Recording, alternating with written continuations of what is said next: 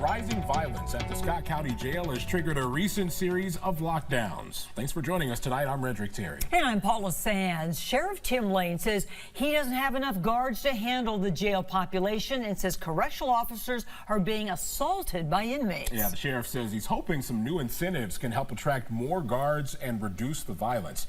TV6 Investigates Matt Christensen went inside the jail's general population to learn more about what's going on there. Matt? That's right. The sheriff and I spent time in several parts of the jail. In the men's general population, a single correctional officer was guarding 32 inmates by himself. When there's not a lockdown, it's 64. The Scott County Jail is in a partial lockdown for the foreseeable future. Assaults against corrections officers are on the rise, and there aren't enough deputies to watch the 330 inmates. Jailers are overwhelmed.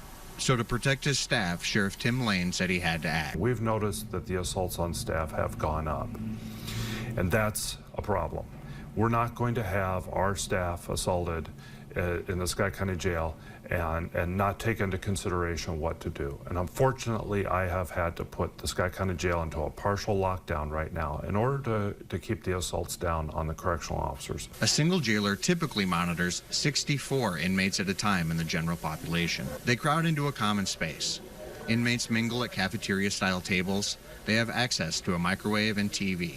Many face charges for violent felonies, homicides, attempted murders, and gun crime. Sometimes there are fights. Sometimes deputies get attacked. The partial lockdown aims to curb the assaults. But when we go into what is now a partial lockdown, that means that only half of the inmates will come out at a time. They're out for a certain period of time, and then it switches and the other half come out. And that means that the one-on-one rate from inmate to staff is a lot less, and it lowers the chance that you're going to have an inmate assault or a assault on a correctional officer.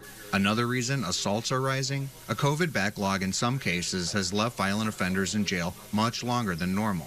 Those inmates tend to act out the most, the sheriff said. Lane said hiring more deputies will reduce the violence, but that's been hard to do, even with recent pay increases. Corrections officers have to pass a polygraph and extensive background checks, and they have to be reliable and cool under pressure. That makes them good employees for other jobs, so some deputies don't stay long.